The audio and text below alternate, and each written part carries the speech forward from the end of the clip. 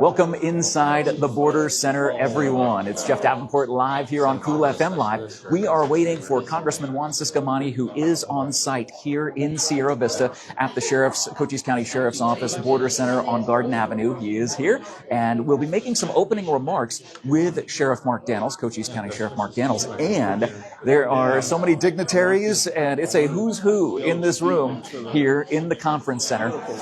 And we are expecting the Congressman and Sheriff Mark, who are having a private meeting, to come forward here in just a few moments.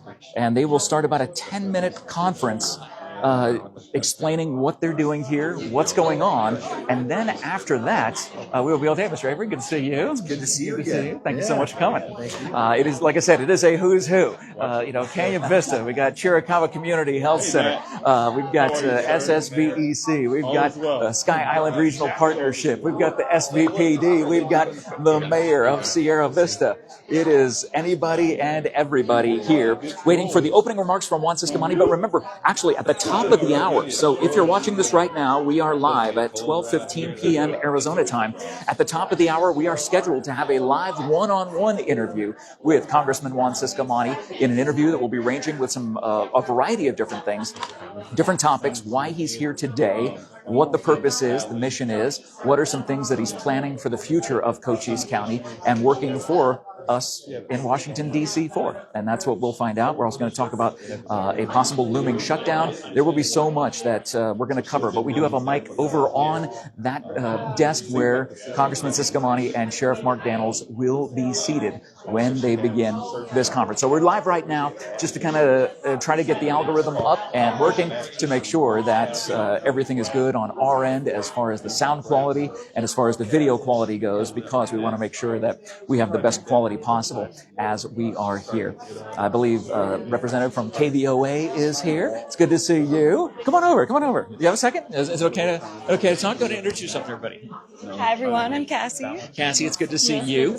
Came all the way down from Tucson today. How was the drive? How was the construction on I-10? Everybody wants to know right now. No, it wasn't as bad as you guys might think today. Okay, well that's a good thing. Yes. And how long have you worked at KVOA? I've worked at KVOA for 2 years. So you guys should all turn on Channel 4. Fantastic. When they're done watching Cool FM Live. Of course. Cassie's a follower. She's a friend. She's our new friend from KVOA. But so working for a TV news company in Tucson, there's so much to cover. It's a lot. What is your specific jurisdiction for KVOA? No, I'm just now starting out as a reporter, and so we cover everything. KVOA, we're here for you. We're here for local people. We cover a wide range, everything. And I mean, are you assigned to Congressman Ciscomani's detail, or is there certain things that you cover for the station? You know what? Today I'm just here to see what the congressman has to say, and we're going to, hear about the border. We're going to hear a little bit of everything. So I'm excited to hear what he has to say, and we're going to go from there. It's going to be very exciting. Yes. I can tell you're excited about this. Yes. Is this one of your first big assignments with the station? I wouldn't or say have you it's done my other, first, yeah. Where have other people, where have they seen you in other places? Normally I'm behind the camera, so today's actually a bit different for me, but I'm excited to be here, and I'm excited for you guys to see what both of us have to cover today. That's going to be a lot of fun. Yeah. Cassie, nice to meet you. Good Thank you so much. Yeah. Good to see you. And again, glad to have all our friends from the media represented here again, as well as familiar faces to the Cool FM Empire. We've had one-on-one interviews, I believe, with just about everybody at this table, which is kind of fun to think about. That we have, we've interviewed almost, I think just about everyone here, which is really kind of cool to see. And we're just moments away from Congressman Juan Ciscomani walking through either this door behind me or the door on the far side of the wall. He will be seated at the head of the table. Cochise County Sheriff Mark Dannels will be seated next to him, and looks like they got some refreshments here, some water, and all sorts of stuff.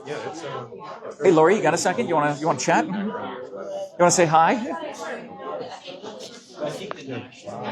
Cochise County Attorney Lori Zucco, good to see you. Hi, Jeff. Being here at an opportunity to be here to see our congressman, and what are some specific concerns or thoughts that you have that you are going to be bringing forward to him today while he's here?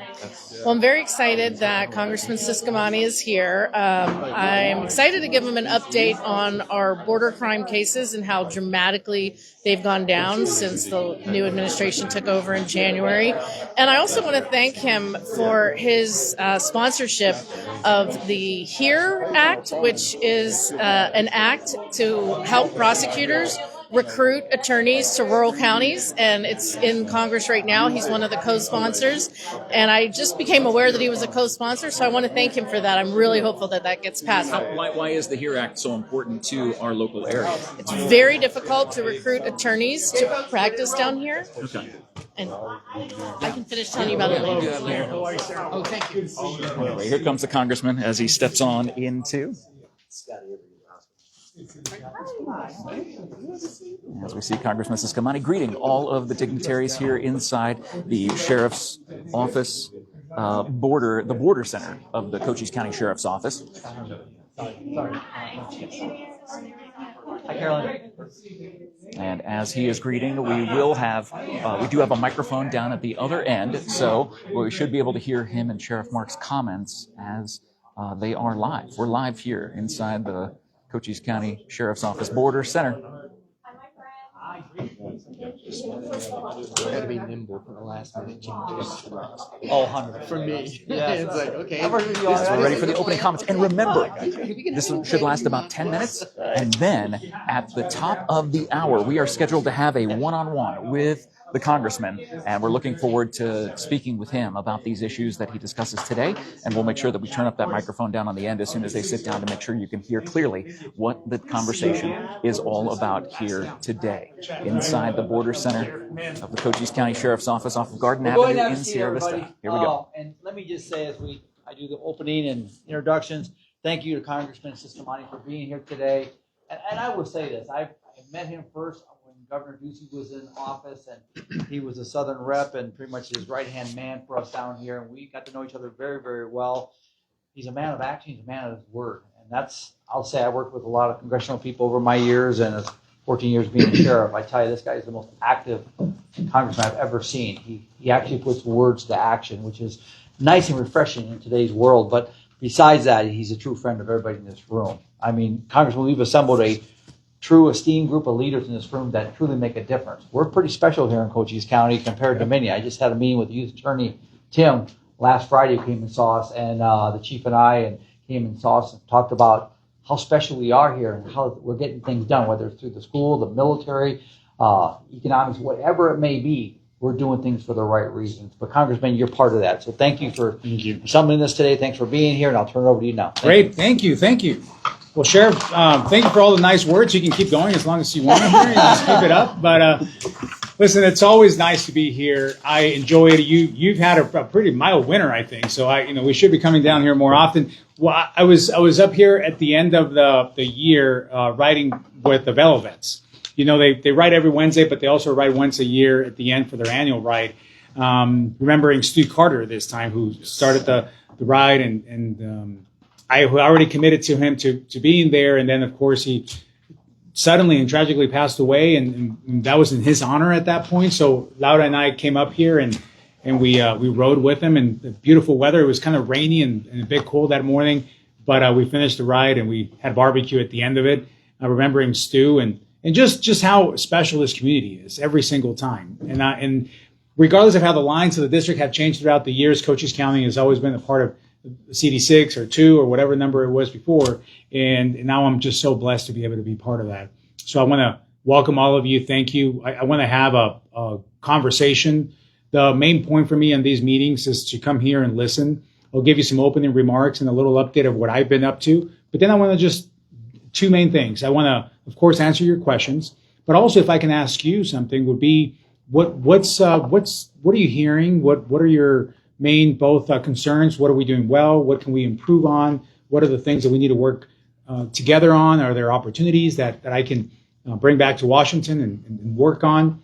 I'll talk about some of the accomplishments that we've had and some of the local focus that we've had. You know, when you look at everything that's going on nationally and on whatever topic it is, if it's on law enforcement or if it's on healthcare or if it's on tax policy, whatever it is, I look at everything from the lens of my district. That is the responsibility of this office, of a House member. I always say that this job is a job that has the most local reach and access to people, and you can take that voice to the highest place of the land in Washington, D.C. Very few jobs in America. Probably this is the only one that can do that from the very local issue and taking it all the way to the halls of Congress. And you all elected a neighbor, about me, to be able to carry that voice for you. So it's important for me to come here, and I spend 1 week out of the month back in Arizona. I wish it was more, but we're there 3 weeks a month. This is the week that we're here, and I wasn't going to miss the opportunity to be here. A lot of you we'll have follow-up meetings, and some we've had already. Others, I wanted to just get us all in the same room so we can have those discussions. But please, if you think about what we can discuss today, I want to hear from you. I want to hear from you, the good, the bad, the ugly. I want to see what's happening, what's going on, and the ways that we can help in every aspect. If you look around the table, we've got everything represented, right? We have business, we have education. I just came from ALA.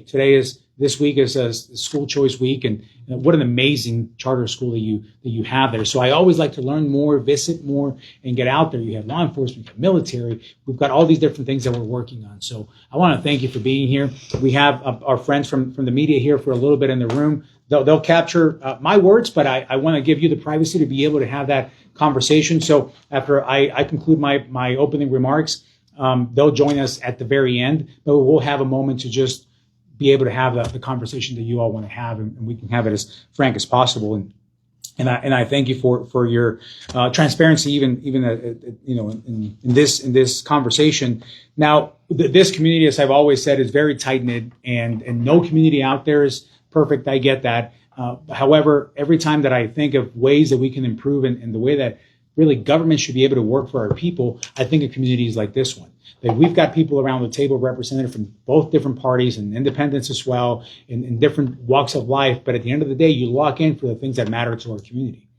When the community is so focused and so based on the progress, for example, of Fort Huachuca and what happens there and the missions that grow there, then we often coalesce around that topic, that issue, keeping the cost of living lower, their safe streets, the chief and the sheriff. All these things is what really gives people the access to want to come here, stay here, retire here, build a business here, and raise their families here. So these are all the things that when I look at in Washington, man, more people would act like our smaller communities in CD6 and really around the country. But specifically here, we have a lot of great examples, and you definitely are one of them. So I want to thank for that.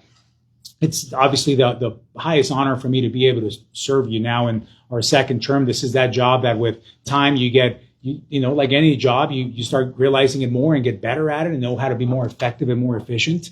I want to fully use my position in the Appropriations Committee and in the Veteran Affairs Committee to the full extent so that we can come here and benefit this district. And I want to continue to do that.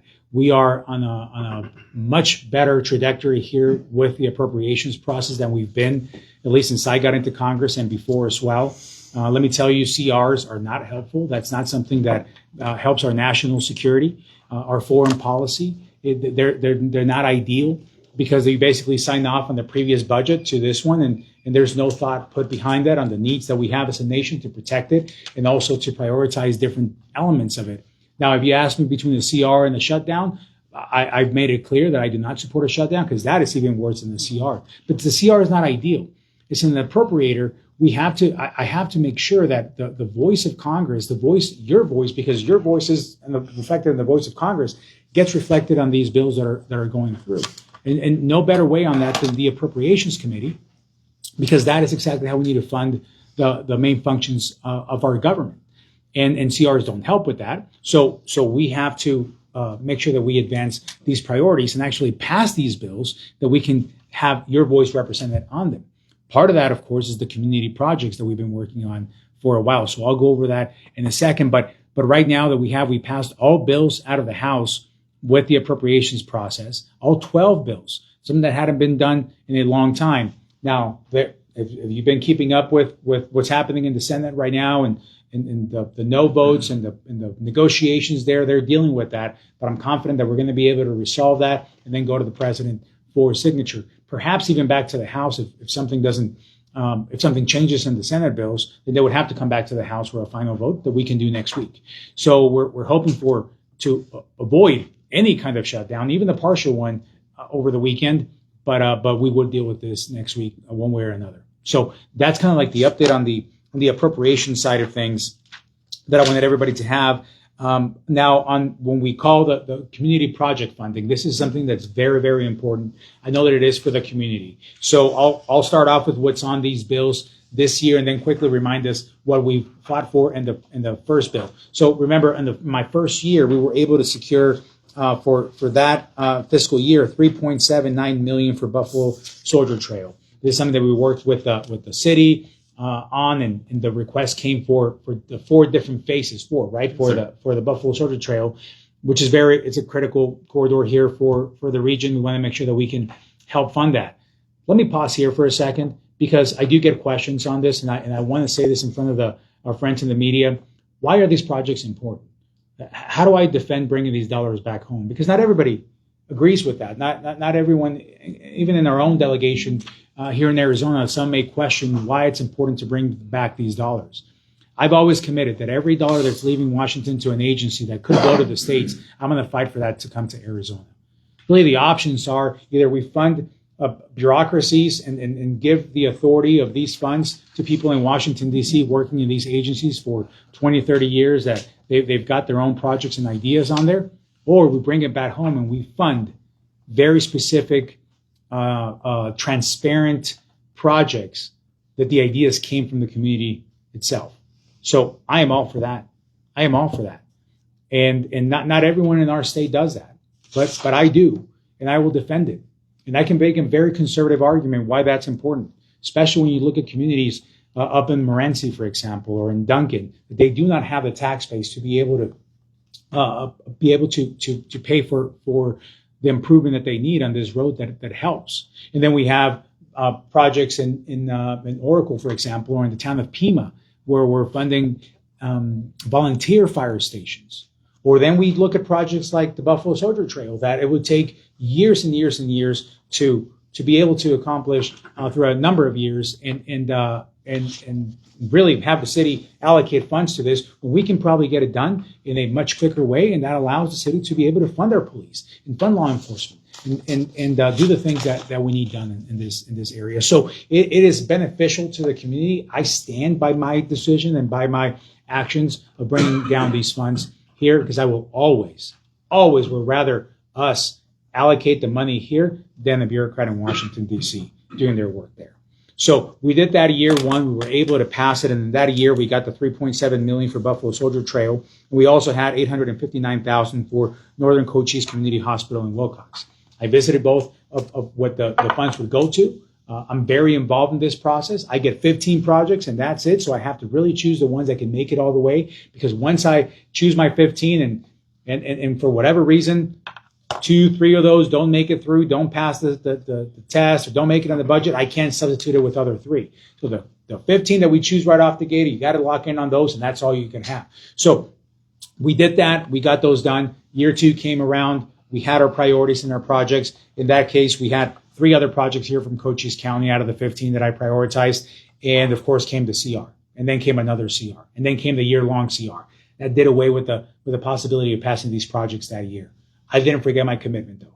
I said, hey, we promised we're going to do this. I did not start the process over again. Matter of fact, we added a project for Cochise County from the 2 that we originally had. We added a 3rd one so that we only changed one from another project to this one, and we substituted a project for you all from one of the other projects that I had. So in the second round that we had at this, we not only kept the ones that we had, but we added another one as well. So the 3 projects that passed committee and they also passed the House floor is now, and I like this strategy because we have 4 different phases for Buffalo Soldier Trail, right? So we could ask for another 3.79 or 3.5 to fund phase 2. But we said, why don't we ask for enough money to fund all 3 phases? Same time, knowing that we're probably not going to get that, but we may get more than what we would have gotten had we only asked for 1 phase. So we were strategic here on being able to do something like this. So the largest allocation that I was able to secure this year was for $7 million, and that was for Buffalo Soldier Trail. So $7 million coming to the community for that, passed out of the House. We also have $989,000 for the water reclamation facility upgrades in the city of Tombstone.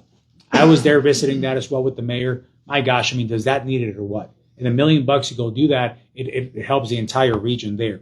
And then this is the newest one, the $2 million for the Bisbee Douglas Airport Runway Revitalization Program. I know that we've been working on that for a bit. It was, it's one of those things that is like, you could make the technical. Is it really in the lines of the district? That is Bisbee, and Bisbee's not in my district. I said, but we can make an argument for the county. This is a part of that airport is technically in, so we'll take it, and it's good for everyone here. And it's something that the community was supportive of. I think it's good for business. We do this, we can attract more business on this. So $2 million going to that as well for the reconstruction of that runway that I think otherwise would be very hard to accomplish. So these are some of the examples that we've been able to push on this that passed the House, and now they're over in the Senate. And we're hoping that this week or between this week and next week, we can get that solved, goes up to the president for signature, and then we can bring down the rest of these funds. We're also working on the Chiricahua National Park Act. That impacts the tourism aspect of it, naming the monument now a national park. That is a big step. It will be the 4th national park in Arizona, right here in Cochise County. And I think you, as I say, you build it and they'll come. So we make this attraction, and I think it helps all the communities around. Let's talk Space Force for a little bit here. We've been working hard on making sure that we get prioritized for this mission. This Space Force mission, if and when we get the approval for this mission coming here to Cochise County, it will be a big deal for the fort, but also for the community itself. Now, we are primed for this. I really, obviously, every member of Congress is going to go advocate for their region, right? And we have Colorado advocating for that and others as well. But for me, it truly is, even as an objective perspective that I want to have on this, when I look at what we have to offer here, this is the place that makes the most sense for the mission out of any other place. So the general here and the entire team they put a great case together for it. Fort Huachuca, I know I tell you this every time, but it is so well respected in Washington and in the Pentagon. And I knew that growing up here, but once I get there, and then that's talked about in the way that it is, I think we're making a great case for it. I've been bugging and more than bugging the White House on this as they're making the decision. We have constant calls, and they're like, "Yeah, we're on there. We'll make it. We're in the process." I'm like, "I know, but I'm going to keep calling until I hear back." So we're working hard on this, and I'm really hoping for the best here. And you've done a great job at helping us make a good case for it. I'll talk about constituent services real quick here, and we have Fiona here in the room. Very important to us. This is something that you really don't kind of like know that much about when you walk into the office here.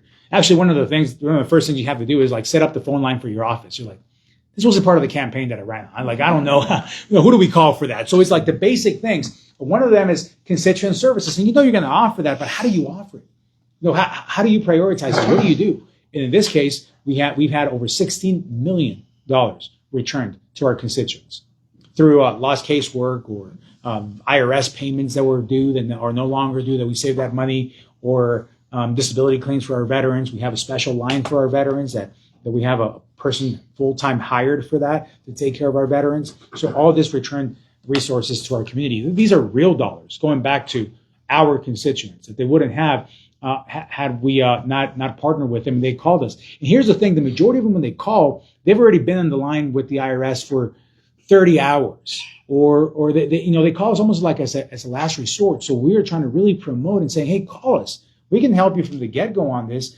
And I wish it wasn't the case, but the reality is that, our calls will be answered a little quicker, and we know that. And we have this special line, especially when we're in the Appropriations Committee. We can, right, Randy? We can remind his agencies who sends them that money too. So we want to make sure that we advocate for our constituents that way. We never are able to promise an outcome, but I can promise that we're going to go advocate or get you an answer on something that you're waiting on, especially passports. Those are fun. When the whole family is going to go on vacation or a business trip or something, and there's one person, for whatever reason, their passport didn't come, and there's that one family member. Do they leave without that family member, or do they all stay? For some of you and for some family members, it will be easy to make the decision to leave it right behind. I can see some will have the family, but most don't want to do that. So we've received so many postcards from people traveling abroad. We're here because you guys helped us, and Kyle or Michael or Brandon in the office were able to speed up our passport, and we're able to be here. So these are the little things that also bring a lot of joy in this job, and I thank you for the opportunity. And of course, one of my favorite things, military academy appointments. I called the first appointment yesterday, young boy, sharp student, athlete, academically successful. He's been appointed to the West Point Academy. And when you make those calls into the car, and I put them on speaker because I want my team to hear, these kids are, they're like a kid, like, hello. I'm like, hey, this is Congressman Ciscomani, and you can tell that they stand up. They're like, on the phone when you do that. And then I say, hey, listen, his name is Jacob. I said, Jacob, just want to call you and congratulate you on an amazing interview that you had with us and an incredible application. We just heard back from your top choice, which was the West Point Academy, and you've been accepted, my friend. You've been appointed to the West Point Academy. I mean, these kids, not a dry eye in the car when I'm calling him on the way back yesterday on the road. The two drivers were like into it. We were as well. Why? Because it just changes that kid's life and their family. And they work so hard their entire life to have that chance to be able to serve in one of the military academies. Being able to make those phone calls is definitely one of the highlights of the job as well. So I want to thank you again for inviting me, for sharing a few words. Thank you for the service to our community. You're all amazing. I want to just, we'll have some concluding words, but may God bless you for all the work that you do out there, because your work is making this community better. And there's a reason why you're such a prime example that we use all over the state about you all. So thank you for that. Those are my opening remarks. Now we're going to transition here. CJ is going to let us know what's next, and we'll have another conversation. Hey, what's up? So we're going to wrap up here, and we will have a one-on-one interview with Congressman Ciscomani momentarily at the top of the hour. Thanks for watching. Thank you.